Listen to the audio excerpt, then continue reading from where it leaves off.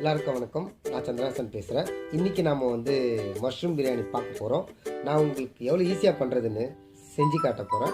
வீடியோக்குள்ளே போகலாமா? வாங்க. பட்டை, லவங்கம், ஏலக்காய் மசாலா, இஞ்சி பூண்டு விழுது, லெமனு, தக்காளி, தயிர், பச்சை மிளகாய், புதினா, கொத்தமல்லி, வெங்காயம், மஷ்ரூம், யூனிட்டி பாஸ்மதி ரைஸ் நான் தண்ணியில் போட்டு வச்சுருக்கேன். அரிசியோட அளவு ஆழாக்கு தான். இந்த ஆழாக்கில் தான் நான் எப்பவுமே போடுவேன். 3 கிளாஸ் போட்டுருக்கேன். அதுக்கு எவ்வளோ தண்ணி வைக்கணுன்றதை நான் கீழே டிஸ்கிரிப்ஷனில் உங்களுக்கு கொடுக்குறேன், பாருங்கள். சன்ஃப்ளவர் ஆயில் கொஞ்சம் போட்டுக்கலாம். அதுக்கப்புறம் 1 ஸ்பூன் நெய் போடுங்க. அந்த அரோமா ஸ்மெல் ரொம்ப நல்லா வரும். பட்டை லவங்கம் போட்டுக்குங்க. கொஞ்சம் சிம்மில் வச்சு போடுங்க, அப்போ தான் கருகாது.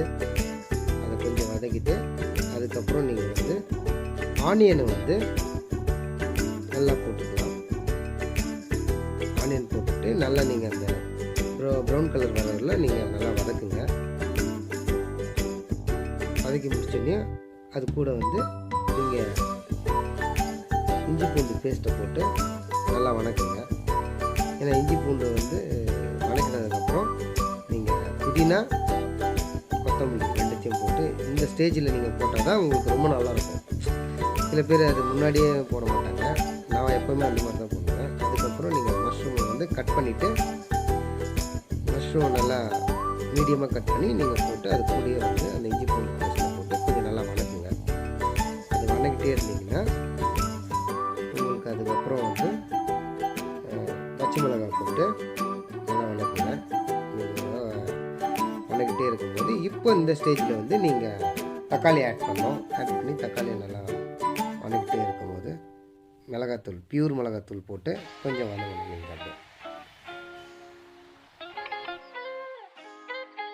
இந்த டைமில் நீங்கள் தயிர் ஆட் பண்ணுங்கள். தயிர் ஆட் பண்ணிவிட்டு 1 நிமிஷம் நல்லா அதை கொஞ்சம் வதக்குங்க. வதக்கி முடிச்சிட்டதுக்கப்புறம் ஒரு ஆழாக்குக்கு 1.5 ஆழாக்கு தண்ணி. நான் 3 ஆழாக்கு போட்டிருக்கேன். 4.5 ஆழாக்கு தண்ணி வைக்கிறேன். நீங்கள் கிளாஸில் போட்டாலும் அதே சேம் அளவு தான். நீங்கள் தண்ணி ஊற்றிட்டு கொஞ்சம் நல்லா கிளறி விடுங்க. கிளறி விட்டுட்டு அதுக்கப்புறம் நீங்கள் தட்டை போட்டு மூடிடுங்க.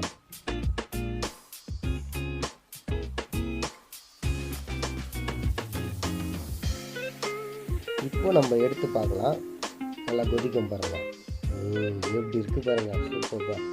இந்த டயத்தில் தான் நான் எப்போவுமே கரம் மசாலா ஆட் பண்ணுவேன். ஏன்னா இது எங்கள் அம்மா செஞ்ச ஸ்டைலு, அதனால் எனக்கு பிடிக்கும். இப்போ நம்ம அரிசி ஆட் பண்ணுவோம். அரிசி ஆட் பண்ணிவிட்டு நீங்கள் சும்மா லைட்டாக கொஞ்சமாக லைட்டாக அதை அப்படியே கலரி விடுற மாதிரி கொஞ்சம் அதை செட் பண்ணிடணும் கரெக்டாக. அப்போ தான் உங்களுக்கு கரெக்டாக ஃபிக்ஸ் ஆகும்.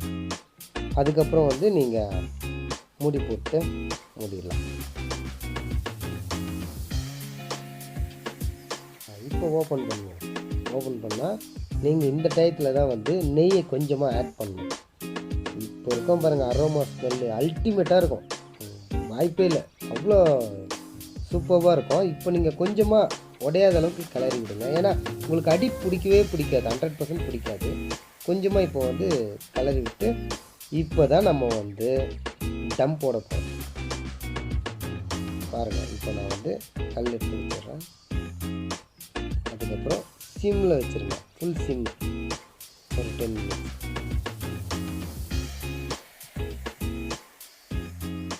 இப்போ நம்ம ஓப்பன் பண்ணலாம். ஓப்பன் பண்ணதை பாருங்கள் எப்படி இருக்கும் பாருங்கள். அரோமா ஸ்மெல்லு வாய்ப்பே இல்லை பாருங்கள். இப்போ நான் தட்டி காட்டுறேன். அடடா, ஃபஸ்ட் கிளாஸாக இருக்குது பாருங்கள் பிரியாணி. டக்கர் மஷ்ரூம் பிரியாணினா இதுதான். எப்படி இருக்குது பாருங்கள். உங்களுக்கு கொஞ்சம் கூட அடியே பிடிக்கல, அவ்வளோ சூப்பராக வந்திருக்கு. நீங்களும் ட்ரை பண்ணி பாருங்கள், நிச்சயமாக கண்டிப்பாக நல்லா வரும்.